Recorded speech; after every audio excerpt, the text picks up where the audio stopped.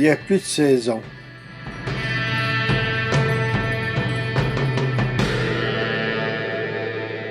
Neige au printemps, incendies de forêt, dérèglement climatique un peu partout, réchauffement de la planète, cyclones, éruptions volcaniques, catastrophes naturelles. Qu'est-ce qui se passe ici-bas?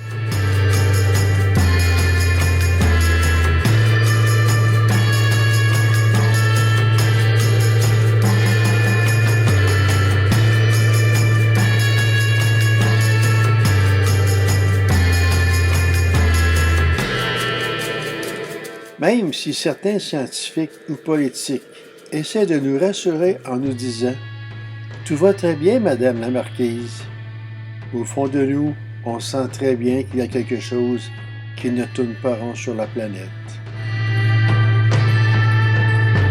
Et la pollution qui gagne du terrain sur la terre, dans la mer et dans le ciel? Et les hommes qui sont de plus en plus fous, de plus en plus déréglés, avides de pouvoir et d'argent, semant la guerre et la misère un peu partout. Où allons-nous?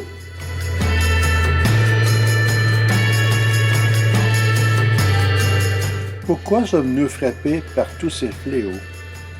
Quelles en sont les causes et les remèdes?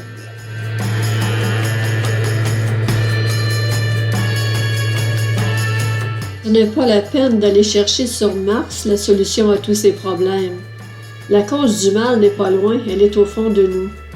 La pollution extérieure de notre planète n'est que le reflet de la pollution intérieure de notre cœur.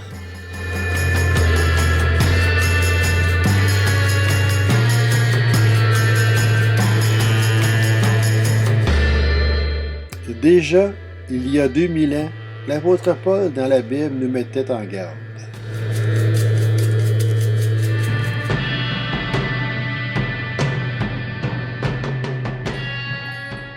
Sache que, dans les derniers jours, il y aura des temps difficiles, car les hommes seront égoïstes, amis de l'argent, fanfarons, hautains, blasphémateurs, rebelles à leurs parents, ingrats, irreligieux, insensibles, déloyaux, calomniateurs, intempérants, cruels, ennemis des gens de bien, traîtres, emportés, enflés d'orgueil, aimant le plaisir plus que Dieu, ayant l'apparence de la piété, mais reniant ce qui en fait la force.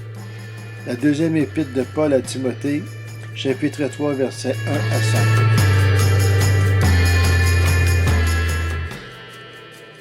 Tous ces fléaux planétaires et sociaux ne sont que le reflet de notre folie et de notre péché.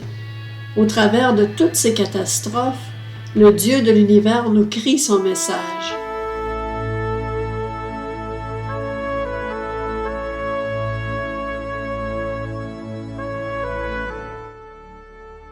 Repentez-vous de vos péchés et revenez vers moi de tout votre cœur, et je vous guérirai. Je vous aime, et je vous l'ai prouvé en envoyant vers vous mon Fils unique, Jésus-Christ. Sur la croix, il a payé le prix de toutes vos injustices.